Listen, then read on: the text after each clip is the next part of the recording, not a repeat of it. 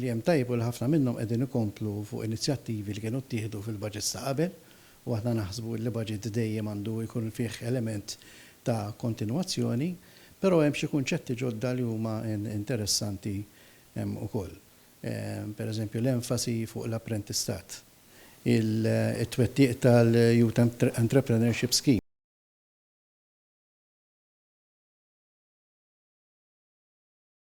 Il-budget bħala wieħed ġust u bruħ soċjali għal fatt li mhux biss qed iwieżen lil min jiflaħ l-inqas, speċjalment il-klassi medja, imma wkoll qed jiftaħ opportunitajiet ta' xogħol għal min veru irid jaħdem. B'sodisfazzjon li ħafna mill-miżuri li proponiet il-Gvern ġew metqa fosthom l-estensjoni tal-Microinvest, oħra minnhom li ninsistew l-Gvern aknoloġija hija rigward il-liġi tal-vet li dawk il-negozjanti li lura ma jmorrux il-ħabs mal-ewwel, ħajkun hemm rimedji għaliha.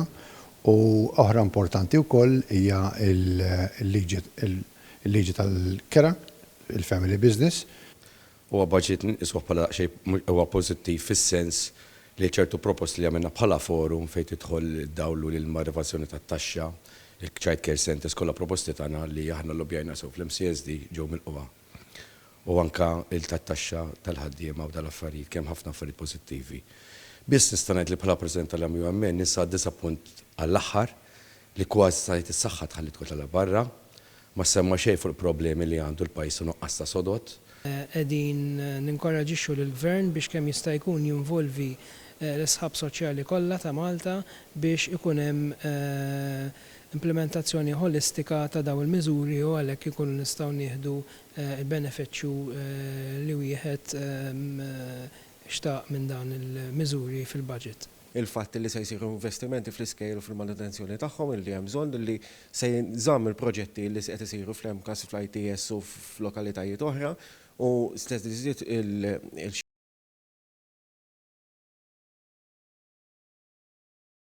illi huma naħseb miżuri tajbin ukoll fis-sens li pereżempju il-fatt li se jkun hemm sistema ġdida ta' kif wieħed iżomm it-tfal qabel ma tibda l-iskola meta jmorru kmien għal dawk il-ġenituri li jaħdmu.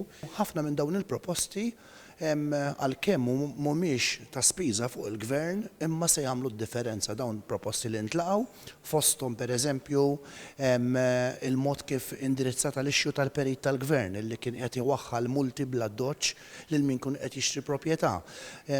Daħħalna wkoll proposta illi tinċentiva l-kirjiet f'dan il-qasam. Ħadna gost naraw li hemm inċentivi għal min irid jarġa' jidħol fix-xogħol, bħan-nisa, l-part-timers, ħadna gost ukoll naraw li anke l-unemployed se jiġu offruti inċentivi biex jidħlu fix-xogħol, so nistgħu ngħidu li l-budget huwa tajjeb għal min qiegħed jaħdem.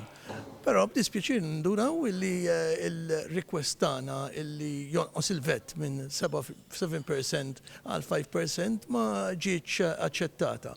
U jidrilna li din jista' jkollha impatt negattiv fil-snin li ġejjin fuq l-industrija tal-lukandi.